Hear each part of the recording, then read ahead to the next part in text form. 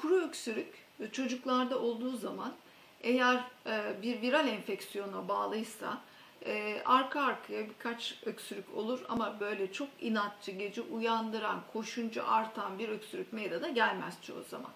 Dolayısıyla bu çocuklarda nezle de varsa, ailenin içerisinde grip olan başka bireyler varsa veya okulda sınıfın yarısı yoksa, biliyorsunuz ki hafif kırgınlığı var çocuğun, o zaman bu öksürükte bir antihistaminik veya serum fizyolojikle burnunu yıkamak, vitamin vermek, C vitamininden zengin beslemek, ılık bitki çayları vermek yararlı olacaktır. Ama kuru öksürüğü yapan neden müzmin bir hastalıksa ve arka arkaya tekrar eden bir hastalıksa, örneğin astımsa çocuk, o zaman tedavisi tamamen farklı astım nöbetinin tedavisi şeklinde olacaktır. Yine kuru öksürüğü yapan nedenlerden bir tanesi nefes borusuna çocukların yabancı cisim kaçırması olabilir. Yabancı cisim kaçması son derece tehlikelidir.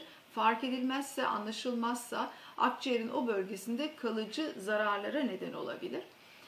Bu da çoğu zaman fark edilmez. Çocuk bir oyuncakla oynarken veya yemeğini yerken veya sizin masa üstünde unuttuğunuz kuru yemişlerden bir tanesini ağzına attıktan sonra onu midesine değil nefes borusuna kaçırmışsa o zaman bu tip öksürükler meydana gelebilir. Bir kuru öksürük tedavisini uygulamadan önce süresi